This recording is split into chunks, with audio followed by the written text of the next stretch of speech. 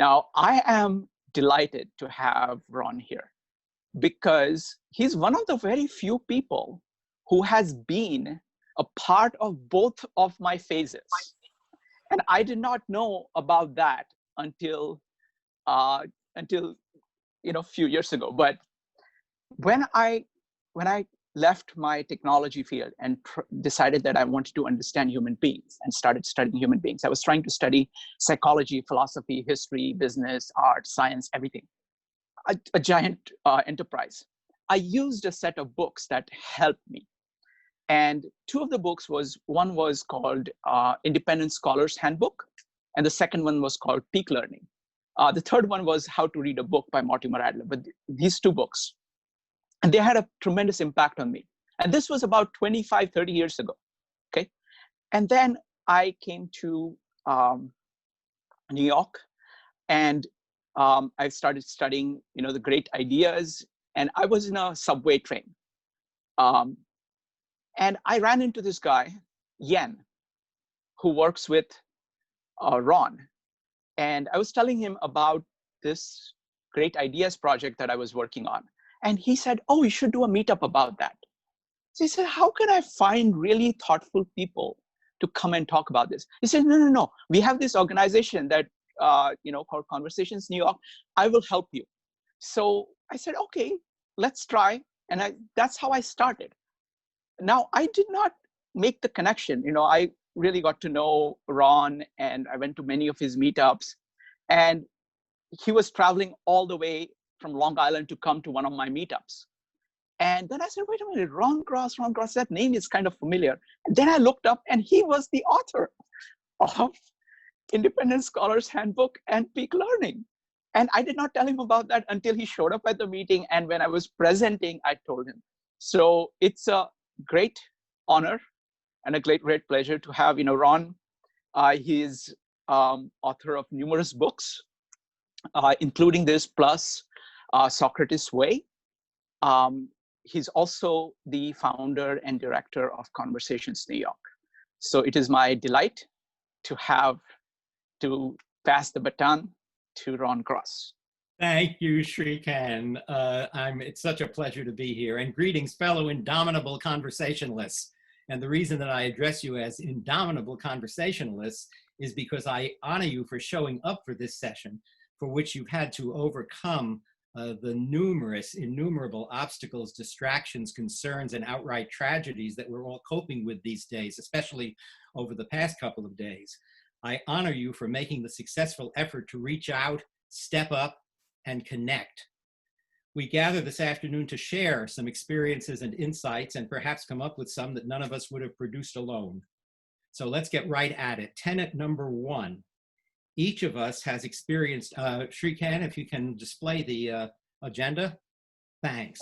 Yes, I'm bringing it up. No problem. Tenet number 1 is, I'll just wait until they're there so you can kind of follow the bouncing ball and know that you can refer to it if you want to. Okay. Great. Perfect, Shrikant. Thank you. Tenet number 1, each of us has experienced great conversations throughout our lives, and we can engage in them more often and more rewardingly if we choose. And this, frankly, is exemplified in this brilliant series of gatherings so masterfully conducted by Shrikant. When I talk to people around the country these days who want to launch their own conversation projects, they always express astonishment at what you all have created here under Shrikant's leadership.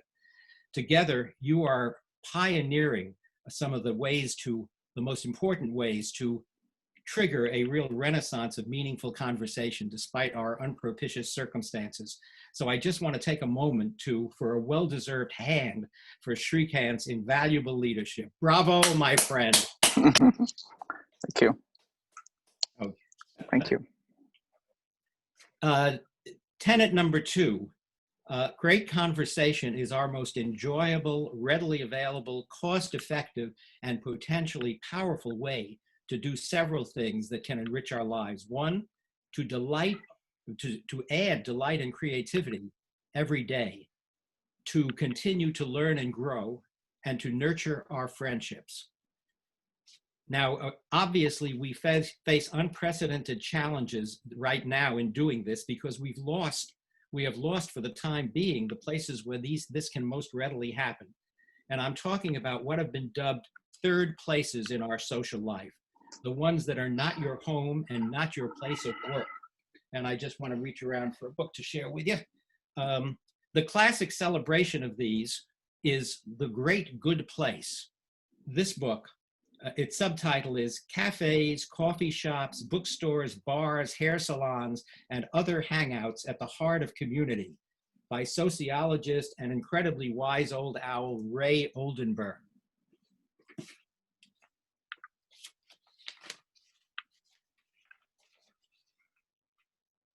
It's important to note that the challenge of reinventing these third places started way before the current pandemic.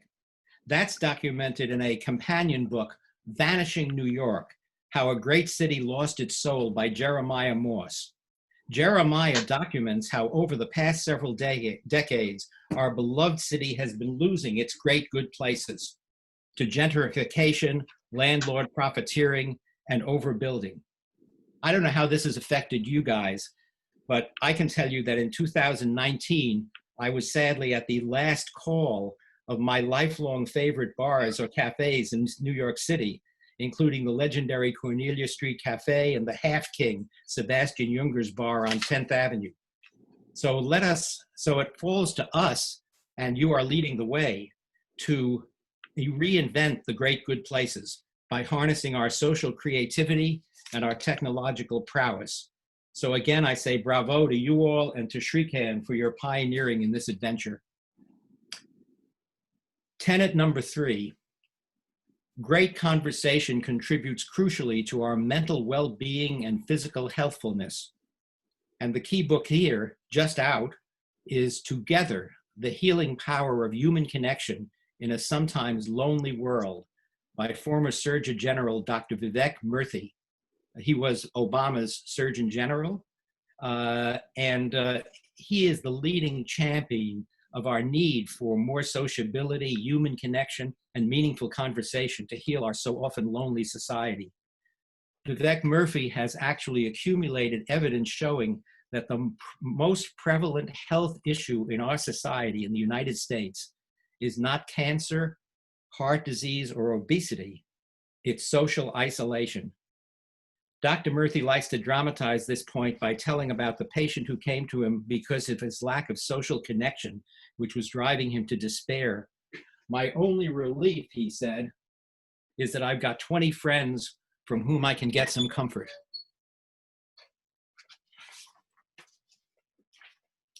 Tenet number 4, great conversation is essential to accomplishing our best work.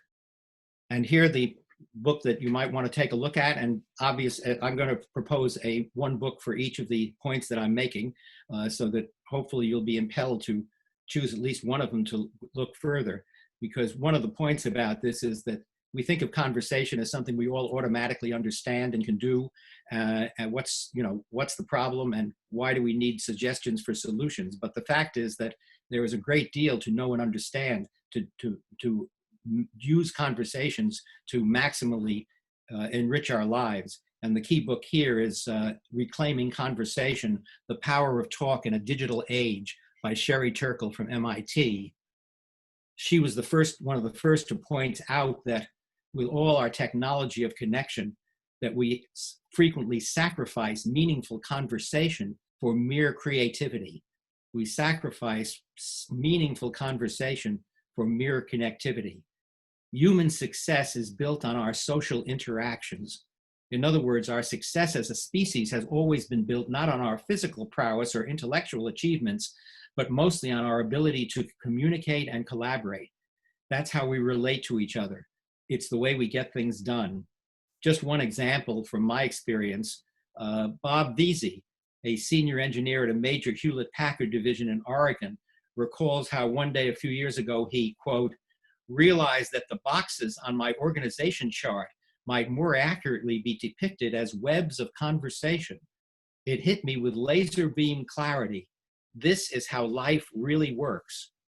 The conversation-based management system which Veazey devised to apply this insight ultimately resulted in a 33% reduction in the accident rate in his plant, saving money, limbs, and sometimes lives. Tenet number 5, great conversation is urgently needed to turn the tide of rancor and deepening division in our country. And here, a key book that will be very helpful is The Magic of Dialogue, Transforming Conflict into Cooperation by Daniel Yankelovich. I'm sure you're all aware we've never been more polarized in discussing controversial political issues. We often feel isolated in our ideological bubbles, unable to communicate with them on the other side. We seem to have lost our capacity for genuine conversations about issues that are momentous for our future together. Just one way that this came to my attention was a few years back. Some of you from New York may remember there was an armed services recruiting station in Times Square. It's not there anymore, but this is a few years ago. And I passed it one day, and there was a not violent, but a very vociferous, loud, shouting demonstration going on two sides of a barricade of those for and against, as has been said, the army is still recruiting. And so finding myself in the midst of this vociferous demonstration, I suddenly spoke across the barricades and said, anybody want to take a coffee break? And a couple of people from the, 100 or so on the other side of the barricade stepped forward and said, oh, okay, yeah, it's getting hot out here. And so I took them around the corner, down the street off Broadway to west of Broadway. There's that gigantic McDonald's. So we went upstairs. You can go up at the 3rd floor where it's empty. And we sat around a table and we just talked. I didn't talk, I let them talk. And basically what happened was that we didn't come to any agreement or anything, but they got to see each other as human beings and not just as exponents of a particular view that was written on the card that they were holding up. And they said, well, let's do this again. And that actually was the start of one of the main, thanks, Monique, I see you recall.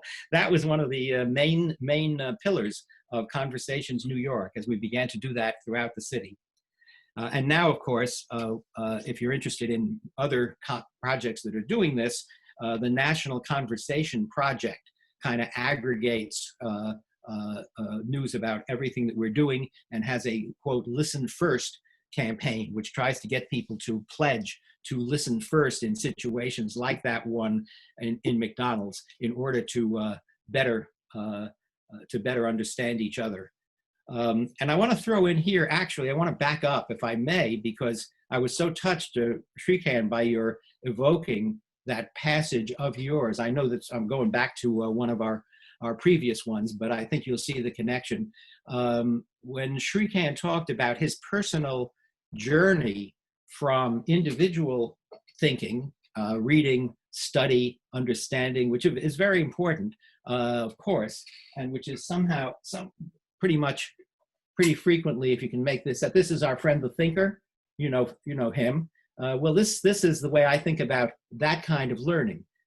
It's essential. It's important. It can be work of genius, as I'm sure it's going to turn out to be in the case of Shrikant.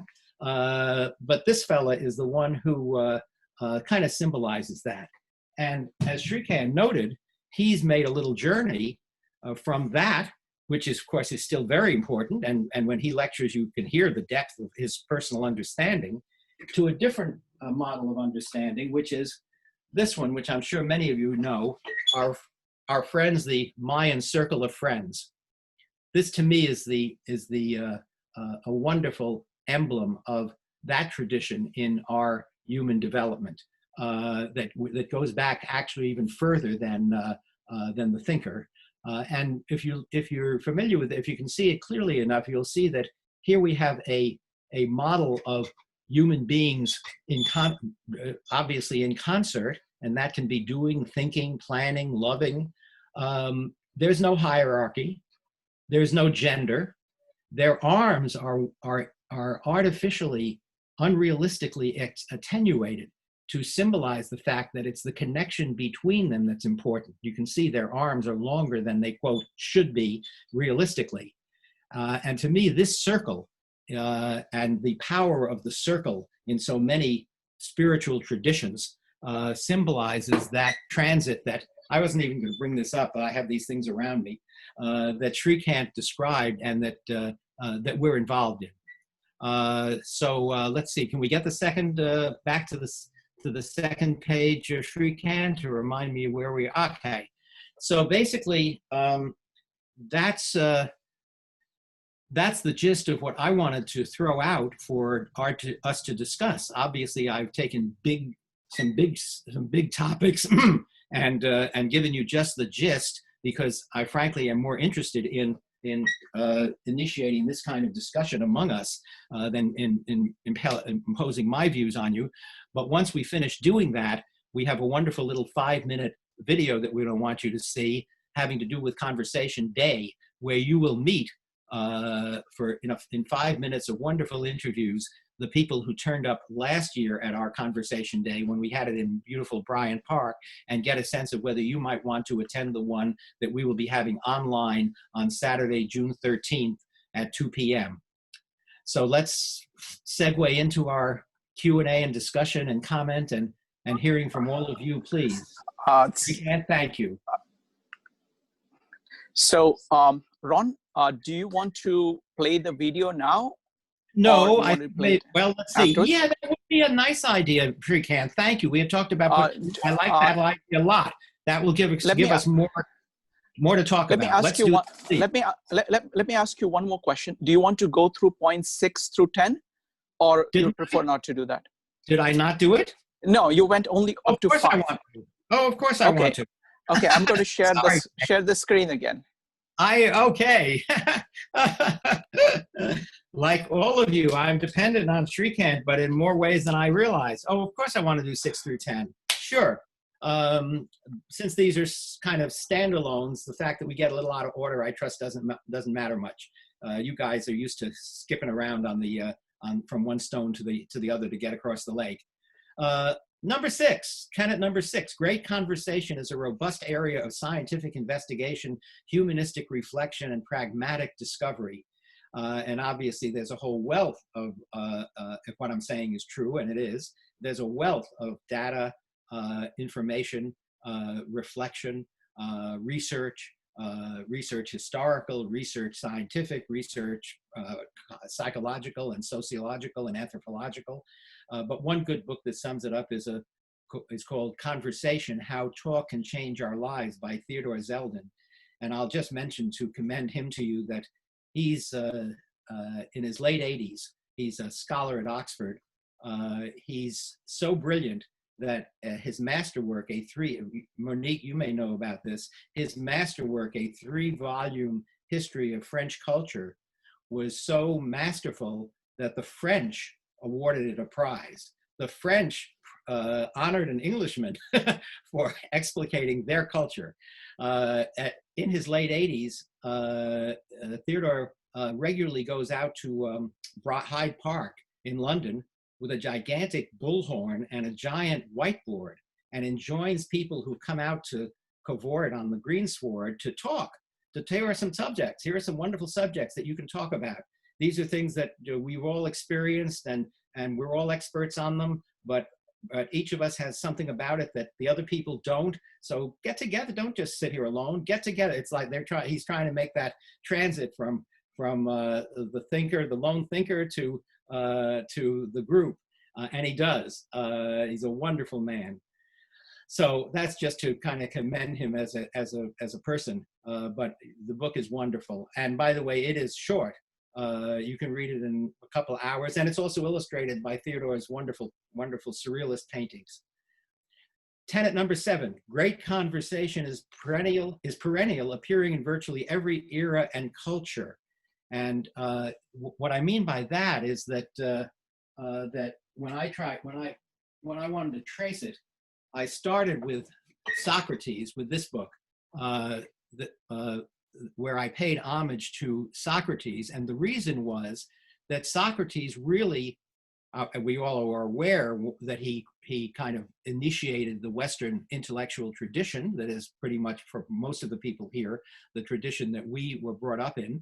And it's a wonderful tradition, though there are many other wonderful ones we're discovering more and more. But the important thing to me about this was that, that Socrates did that through talk, through conversation. He believed in that so firmly that there is not one document in the world today written by Socrates. He actually abjured writing because he felt that true philosophy, by which he just meant thinking, real thinking, he felt only occurs when we meet face to face and share not only our ideas and our thoughts, but ourselves with one another.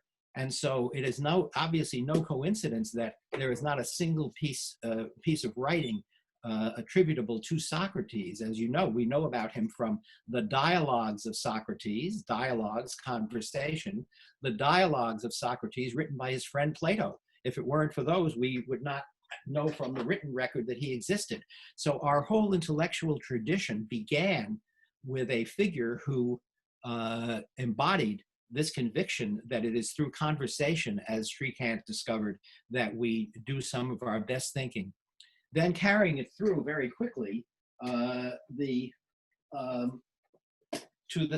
tradition of the salon in 17th, 18th century Europe, and then in the 19th century and 20th century in the United States. This is a wonderful book that I love called, you see Gertrude Stein there, it's called Jewish Women and Their Salons, The Power of Conversation. And the point that it makes is that it is Jewish women, interestingly, who, for the most part of the salon tradition, have pioneered it. And the reason that they did is one that we can all learn from. Jewish women pioneered the salon movement because they were marginalized. They were doubly marginalized, first for being Jewish and secondly for being women. And so they were locked out of the intellectual life of their time. And what they did with that, of course, was to create an alternative tradition, frequently in their bedrooms, where people would come and sit around with the saloniere in her leaning against her pillows, and the carefully selected others coming to share their views.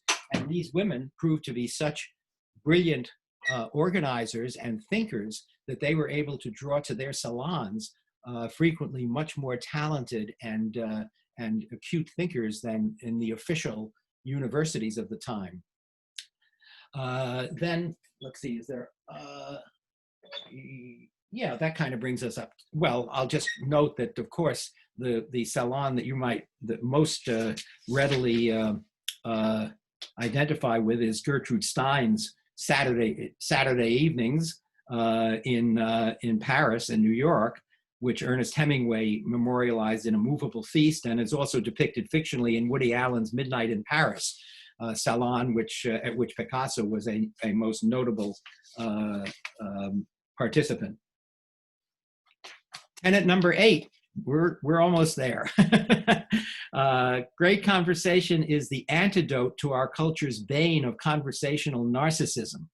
This, in a way, is the bad news, and I know that all of you who have conducted these sessions or who have participated in them have encountered the conversational narcissist. And there's a wonderful little book on this called The Pursuit of Attention. The Pursuit of Attention, Power and Ego in Everyday Life. And briefly, what sociologist Charles Derber did is he conducted a study done of face-to-face interactions in which his researchers watched 1,500 conversations unfold and recorded how people traded and vied for attention. Dr. Derber discovered that despite good intentions, and often without being aware of it, most people struggle with what he has termed conversational narcissism. Conversational narcissists always seek to turn the attention of others to themselves. Your first reaction to this might be, oh, I don't do that, but I know someone who does. Conversational narcissism typically does not manifest itself in obviously boorish plays for attention. Most people give at least some deference to social norms and etiquette. Instead, it takes much more subtle forms, and we're all guilty of it from time to time. Haven't we all felt that itch where we couldn't wait for someone to stop talking, as you may be at this point? So we could jump in. We pretended to be listening intently, but we were really focusing on what we were about to say once we found an opening. Tenet number 9, great conversation. And this is really the last one, because after that, we want to invite you to consider participating in conversations like this and on Conversation Day. Tenet number 9, great conversation is an everyday spiritual practice which nurtures some of our most humane capabilities, such as empathy, compassion, and imagination. And a key book here is Turning to One Another, Simple Conversations to Restore Hope for the Future by Margaret Wheatley. And I just want to tick off some of the ways in which participating in great conversations calls upon these higher capabilities. Self-awareness, for example. Am I being sensitive to my most appropriate role in this conversation at this point? Fairness. Am I sharing the time equally? Openness. Am I truly conveying what I want to hear and respond? Courage. Do I have the courage to say what I truly think and feel? Creativity. How can I best contribute in a fresh way? Humor. Can I reframe this situation in a way that relieves tension or illuminates the issues? Insight. What perceptiveness or connections can I make that might uniquely contribute to this discussion? Empathy. How can I feel what is being felt by others here? And collaboration. How can I affirm in the situation we're all in together? So that's the promise of these conversations, that it can just naturally impel us to exercise some of these finer angels of our nature. And now, if you're up for it, we'll do just a quick 5-minute video where you'll meet some people who just done that in Bryant Park last June, and then we'll have as much Q&A and discussion as you like. Shrikant, thank you again. All right. Yes, so what we're going to do, let me just tell you what's coming up. So we're going to play the video, after which we do Q&A. Please go ahead and line up for questions. You can just type the questions in the chat, or you can type in an exclamation mark, or you can raise your hand in Zoom. Okay, and after the Q&A period, we're going to do our standard breakout rooms. We're going to divide into groups of about 6 people each. And we're going to do one round of about maybe 25 minutes, and then a second round, which is unlimited. So that's what is coming up. All right, so I'm going to play the video now.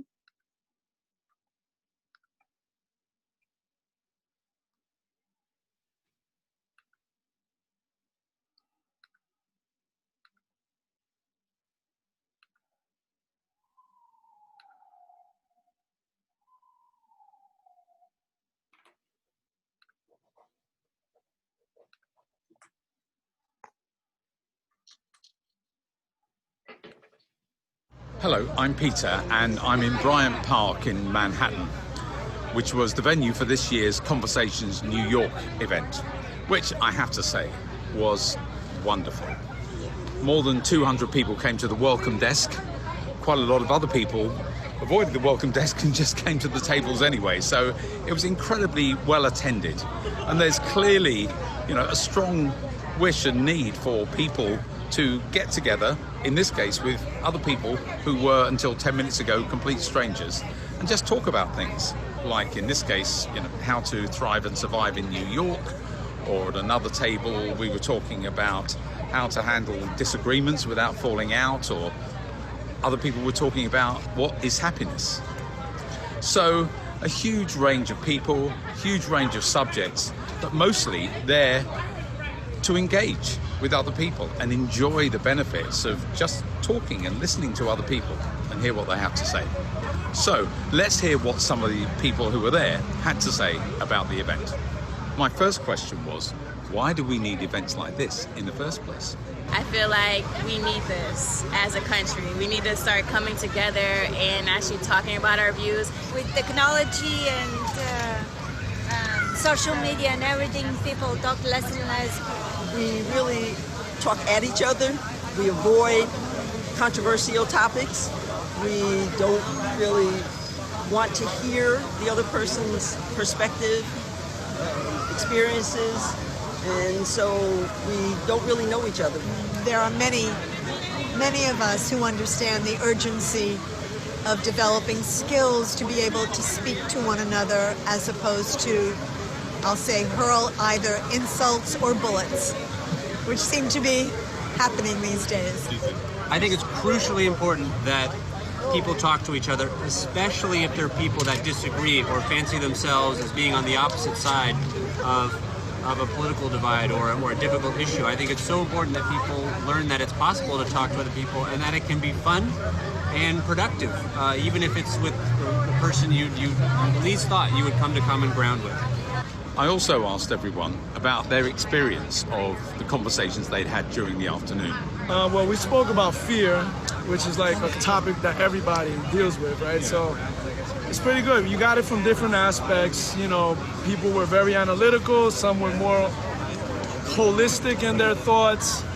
It was just very, very philosophical, and I really enjoy that, you know, because dialogue always makes you learn more and make you a better person. Yeah, so it was awesome. Normally, it always turns into like a political discussion, but today we managed to almost avoid politics altogether. Oh, really?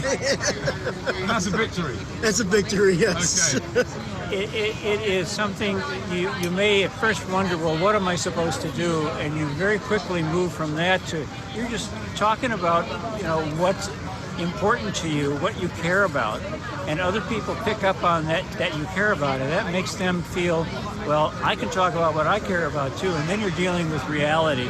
And you get curious about each other and you get to feel at home with each other. That can happen in 10 minutes. People put a lot of their real beliefs on the table, but there was no like rancor or division. It was a meeting of minds. I think they really enjoyed that we were strangers and that we actually were having a variety of conversations with each other and that we all listened respectfully. I learned a lot. I heard from different people. They raised issues I had not thought about, solutions I hadn't considered. And I feel as though I'm taking something away and I can move forward in my personal life, in my professional life, and really just looking forward to other conversations in different venues to kind of keep exploring and trying to bring people together. And I think that's what this accomplished.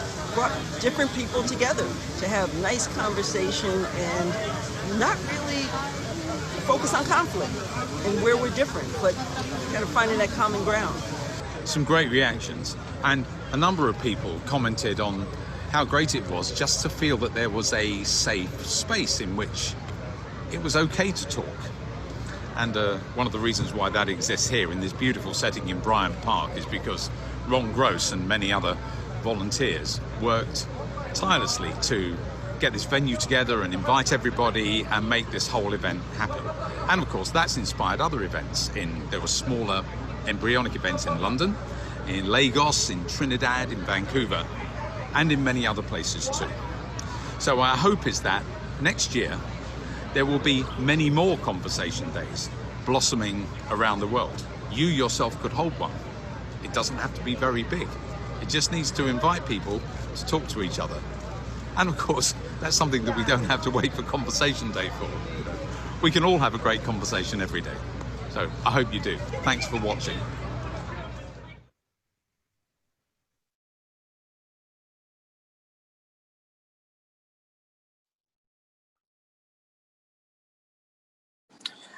All right.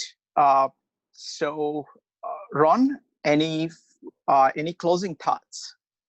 Just wanted to let you know that the gentleman who narrated that and conducted those interviews is our partner in London, Peter Osborne, who of course was in Bryant Park and who will be joining us together with other people pioneering this in their countries, ranging from London to Lagos. And this is his wonderful book, The Talking Revolution, How Creative Conversation Can Change the World, written with Eddie Canford Dumas. So he'll actually be appearing briefly on our Conversation Day introduction to greet you. no, I'd like to very much hear from what everybody else has to say or ask. Or all right, wonderful. So now we will move to the Q&A. What I've done is that many people wanted this, so I've gone ahead and copied all the links, all the references that Ron gave in the chat, so you can follow up. You can look up the books and follow up on them. So now, because of screen sharing, I don't have the perfect track of all the people who have asked the questions. So I'm going to start with that, but I'm going to just start off with Joe and then Ronald Bryn. Let me remind you, we have 4 rules that we have used for the past 4 years that makes possible a really complex kind of conversation in this back and forth. Rule number one, raise your hand. You can raise your hand by typing a question, typing an exclamation mark in chat, or raising your hand in Zoom. Rule number 2, keep on topic. We're talking about great conversation. Rule number 3, be brief. There is a lot of people who have all kinds of interesting things to bring up. We want to get through as many questions as possible. All right, so please be brief. And number 4, be courteous. Be very candid, speak your mind, but do so in a way which is courteous. All right, so with that, it's going to be Joe and then Ronald. I'm going to line up everybody else, but you can keep asking questions and we will keep coming to them. Joe, go ahead. Thank you, Mr. Grossen, for putting this together and for the conversations that you set up. I firmly believe that we will emerge from this appreciating each other's company much more. But there is a concern that I have. I've spoken to a lot of people that are in the travel industry and that are actually going out of business, and that they feel because of Zoom and some of these abilities to communicate over media that they can save costs and stop interacting as much. And they even think that they can replicate some water cooler situations, and I've heard people try new approaches to that as well. Will that be one of the more, even though we'll appreciate our conversations in person locally more, will we start to lose the other aspect of this, where we start to look at the costs and start to do a cost benefit and not look at the real value of interpersonal connection, of seeing somebody across the table? Thank you, Joe. And please call me Ron by all means. I certainly have tremendous sympathy for everyone whose lives and livelihoods have been disrupted, to say nothing of health and well-being and justice. So there's no shortage of sympathy and commiseration and compassion for that. I frankly don't know the answer to your question. I'm not a technologist. I can't envisage what the potential and the perils of the technology are. I do believe, however, as much of what I've said perhaps suggests, that the need for the need for this, it goes deep, goes back literally thousands of years, and that therefore we are, to my mind, likeliest to find that is enduring and eventually, hopefully, prevailing, though I can't tell what form it's going to take. Thanks for the speculation, Joe. It's certainly very apt and far-reaching.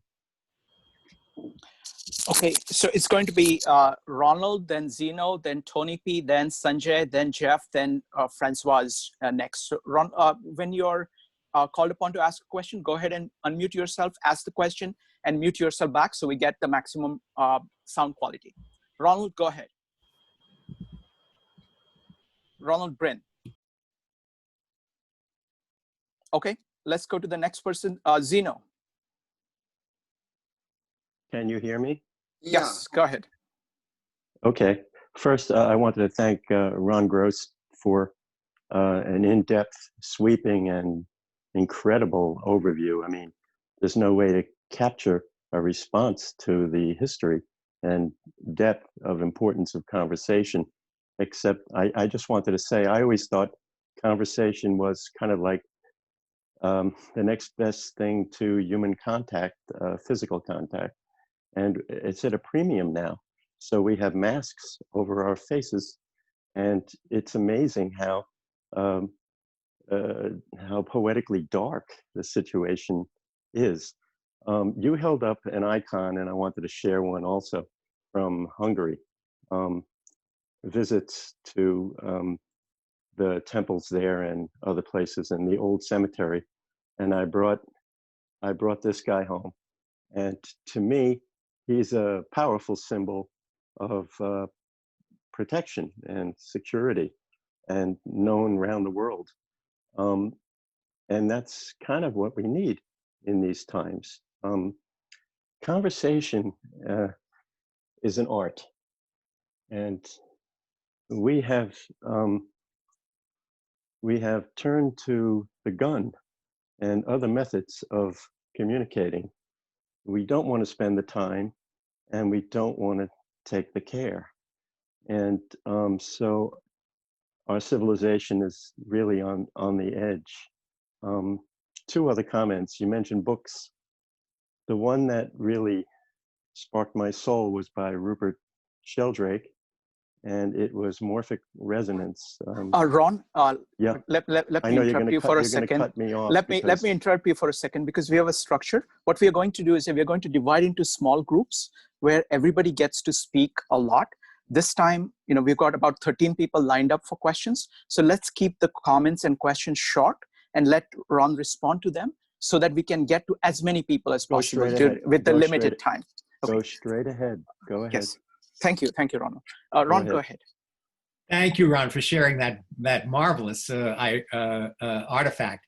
When you held it up, I, of course, unpinned you so that I could see it clearly, and it is stunning and a wonderful addition to our little gallery here of objects and that will resonate.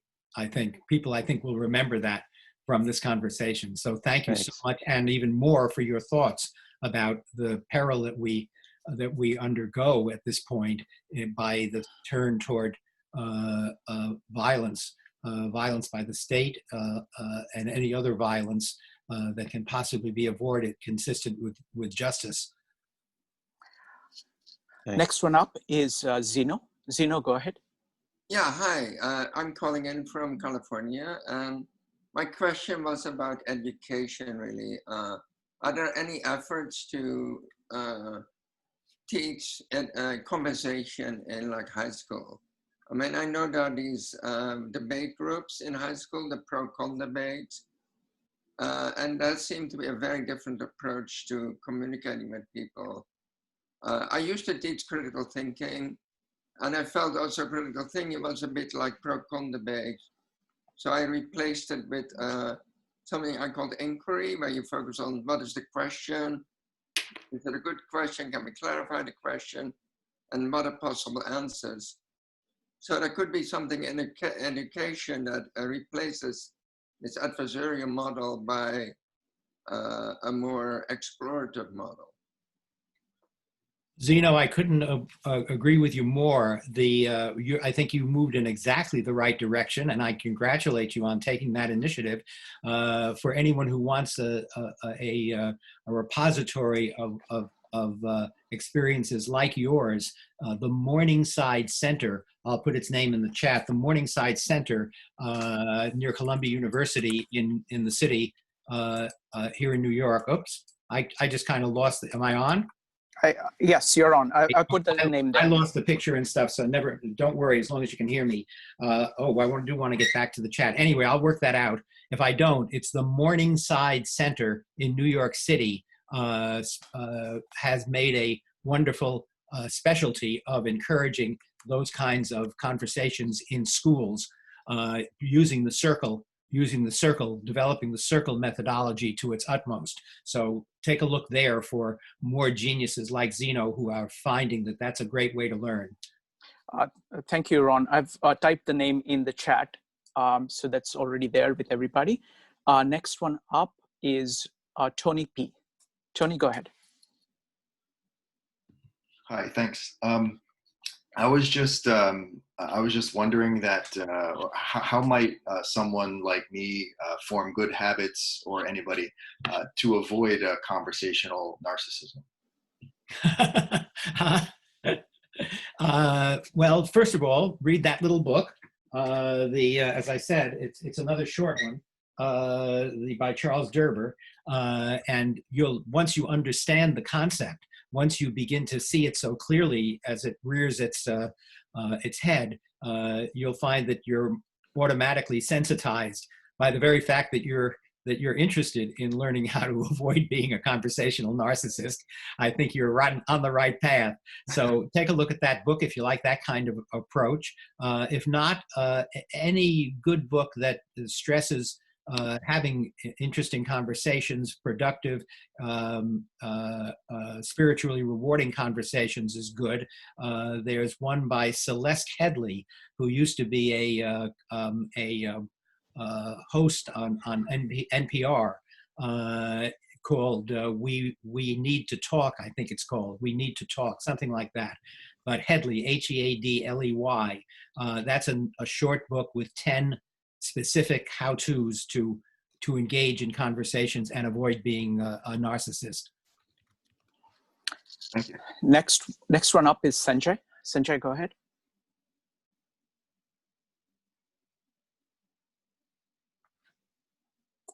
Sanjay, go ahead.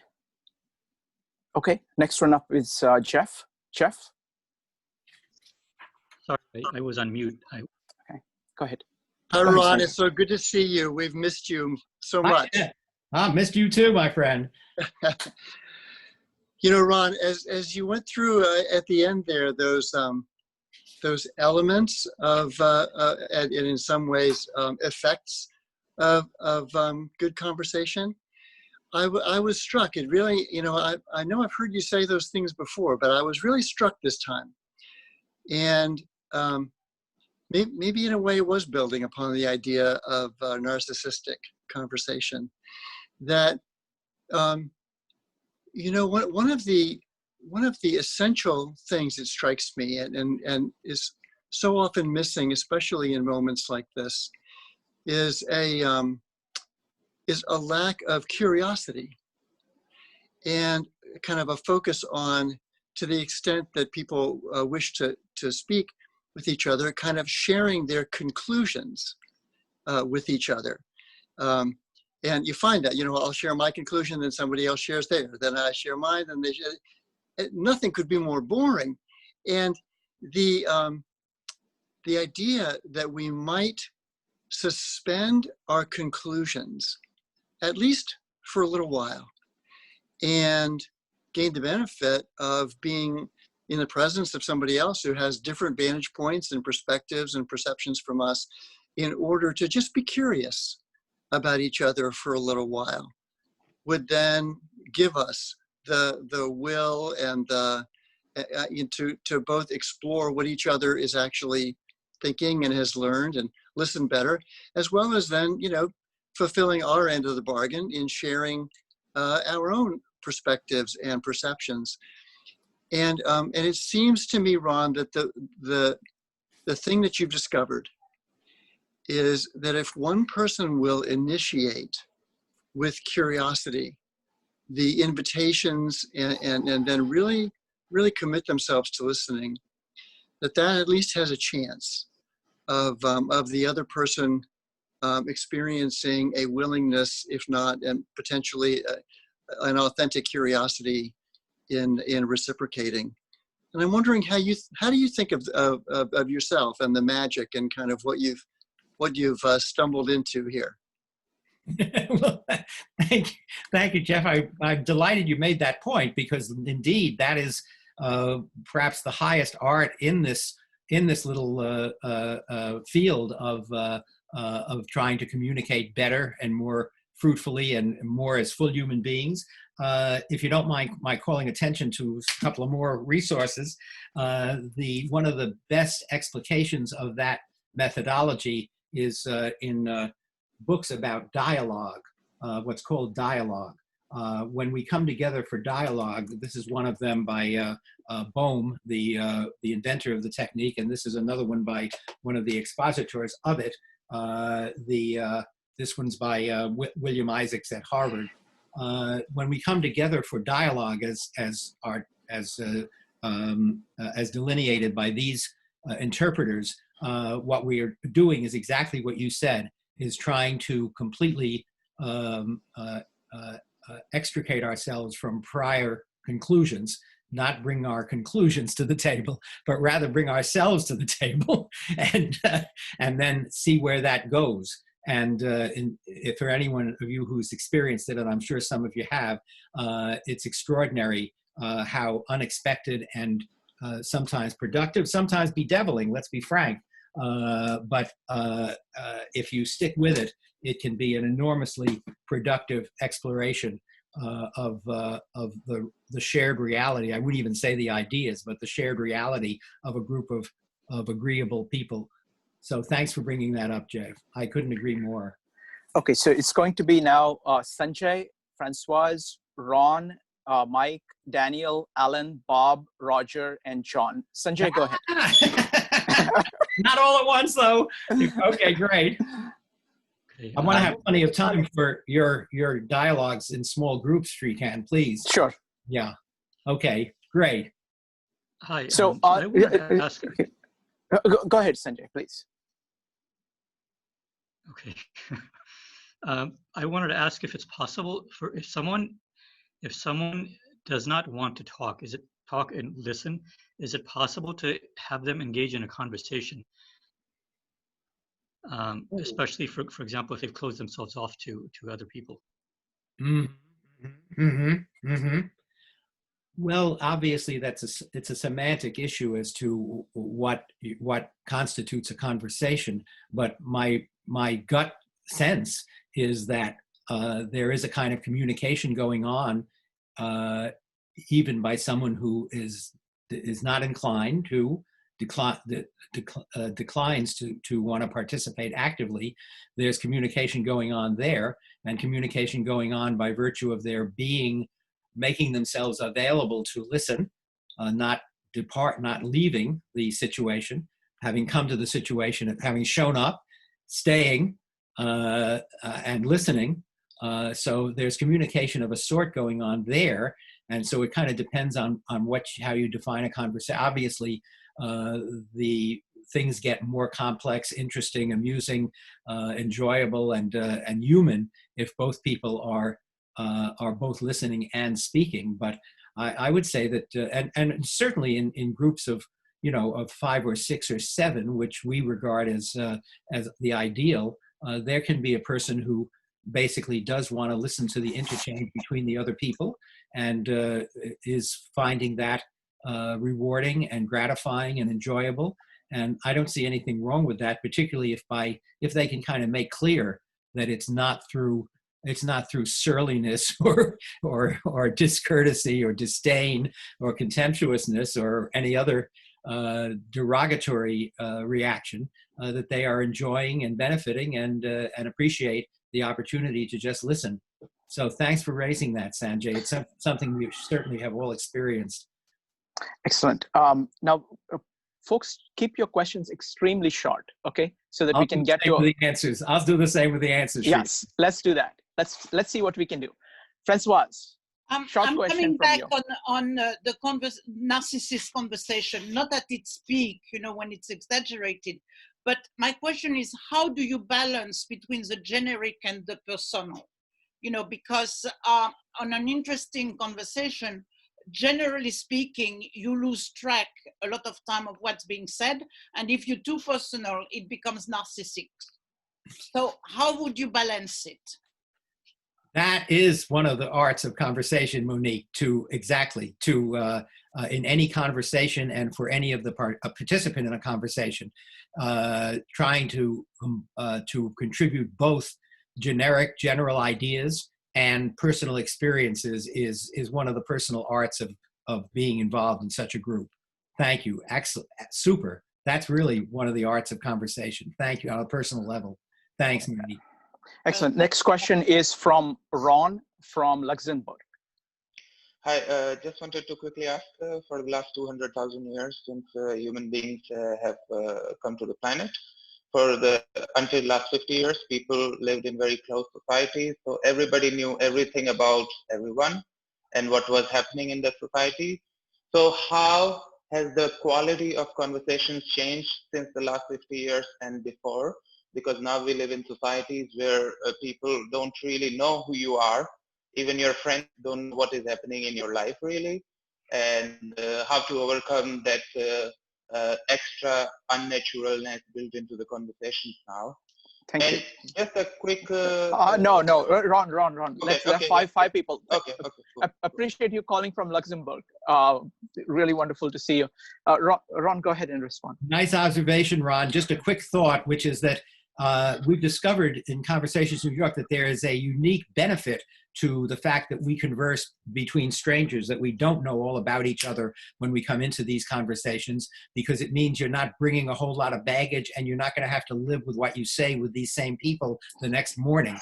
And so we find that conversations with strangers seem to liberate a certain kind of expression and understanding and communication that is advantageous and beneficial. Ron, let me just take a pause here. It is 1:30. I know I know that you have a tight schedule. Would you like to take any more questions, or would you like to call it a day and move into the break? I'd like you to make that determination. I trust your judgment. Okay. Completely. Okay. So then we'll take the last. You're the master of this. Okay, we'll take last 5 questions, folks. The reason for taking questions is to see the variety of things people are saying, and questions are really the crucial thing. So please try to keep your questions as sharp and brief as possible so we can get through all of them. So it's going to be Mike, Daniel, Alan, Bob, and Roger. Go ahead, Mike. Okay, one of your rules was let's avoid controversy. But there's often we're in situations where we need to resolve problems which are ill-defined and maybe even have no answers, like back to work strategy for the quarantine, or how to avoid or how to climate change. And also Mike, what's your question? Well, how do we get into situations where by nature they're controversial, and that you have to solve the problem that's controversial? What do you do then? There are wonderful techniques for helping that happen. They're not easy. They need to be learned and practiced. And one of the, I don't have the list of the tenets in front of me, but in one of them I cited the book, a book with that title by Yankelovich. So there's a book you can start with some of the best techniques available for engaging controversy. We can't avoid controversies, but we need to be smart and sympathetic about engaging with them. Thank you. Thank you. Daniel, do you have a brief question? Daniel. Yes. Hi. Actually, I'm the one that asked it. I'm Daniel's wife, and he did register me, Anita Man. The question I had was when Ron made the statement, I don't want to impose my views on you. And so as far as conversation, can you clarify, Ron, the distinction between imposing my views versus expressing my views?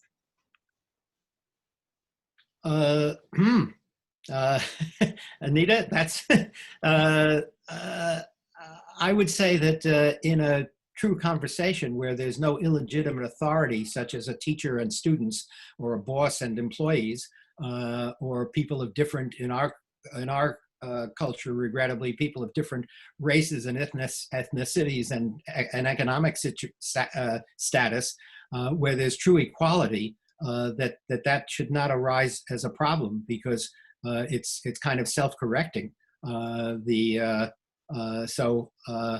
I believe that does work itself out in a healthy group that's well constituted. But thank you for raising it. Okay. Next question is from Alan. Alan, go ahead. Yeah. Hi, Ron. So I think the most interesting conversations are ones in which we disagree. So I was wondering how you can make it clear that we're attacking their idea, but not the person themselves. Mm-hmm. Well, obviously there, one's kind of personal mastery of common courtesy and respect for others, and kind of the things our mothers or grandmothers taught us should come into play. So I don't have a formula for that, because it depends a good deal on one's personality and demeanor and character. But however, the kind of rules of the road that Shrikant provides for these conversations is always useful. What we call agreements, that everybody, when they start the conversation, agrees to certain rules of the road that are going to avoid some of those problems. Next one up is Bob. Bob, go ahead.